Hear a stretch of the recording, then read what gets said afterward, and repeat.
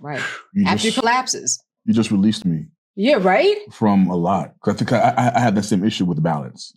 I feel like because I don't have that balance, I'm not doing it right. But I love. So when you say, so let's say it's the writing is the piece you pull out, and that's the wrong piece. What makes that the wrong piece at that time? It might be when I said I was going to write a book, because often the publisher either wants their book or their money back. So that'll do it. I got to have a story. And I didn't anticipate that this other thing would be happening at the exact same time. So when I started writing romance, it was during law school.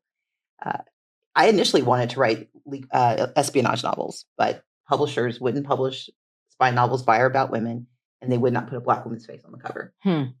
And so that was a Jenga piece where I thought I had this construct for what I was going to do. And publishers were like, no, you're not. And the idea fell apart until I realized, well, I know I'd read spies. It turns out I was reading romance novels and watching General Hospital. Right. There you go. So I was like, okay, what can I reconstruct from this dream I had that's fallen apart? And the next piece was I was going to still tell the stories, but at the time there weren't very many Black women who were being published in romance. And this was at the late 90s, 99, early 2000s. And so I found a publisher who would. And I rebuilt my idea of what I was going to do, because the writing was what mattered. The story mattered. I was so fixated on the medium that I forgot the message.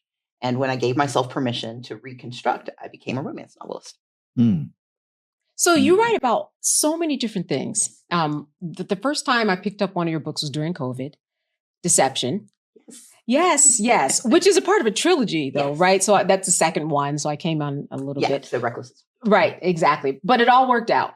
But, you're writing about everything in all of your works, from the law to what's going on in the Supreme Court, cryptocurrency, national grids. But why add the love narrative to it? As you said, you started writing out in terms of spy novels, but then you added the love part. What does that do for you in terms of being able to write about love? Well, I try to write about love in different ways in all of my work. So as a romance novelist, it became a way to publish, because at the time, again, it was 1999, 2000s, you could list the Black women who were being published in America. It was Toni Morrison, it was Octavia Butler, it was Zora Neale Hurston, it was hers being republished, Alice Walker. And in romance, it was Beverly Jenkins and Brenda Jackson. And so I wanted to write action adventure romance with someone who looked like me on the cover. Right. And the way to do that was to bring romance into it, because as a practical matter, romance novels are the most widely read genre of book in the world.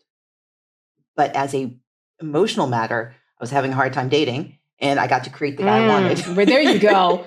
And I also got to put my ex-boyfriend, whose dissertation is the basis of the first novel. He's in prison. In jail. And he'll remain there. Because you were mad at him while you were writing the book. Right. Well, so because when he sent me his dissertation to read, I was like one of 5 people outside of his committee who would read it and actually paid attention. And then I told him my idea. I was all excited. And he was like, that can't happen. This is why we broke up. You have no imagination. And he mocked it. And he later was helpful. So we're friends now. But he is in prison for the rest of that book, and for the rest of his life. So there's also a little petty part to it, which love can be. That's right. Yeah. So, romance for me was one genre that let me tell stories about people, about relationships, and center romantic love. In my legal thrillers, so you mentioned Rogue Justice and While Justice Sleeps, and there's a new one that's going to come out in July. I write legal thrillers, but there I talk about the romance of friendship, the love that comes with having really good friends that you can work with, that you can trust. In my children's books, I write about how love exists when you're little and you're trying to find your way in the world, and how empathy and advocacy can marry. So for me, the through line of love is, how do you build relationships that enrich you, that test you, and that make you better on the other side of the story? Comrades, if you're enjoying this episode, join the conversation and make sure to like, subscribe, and comment below.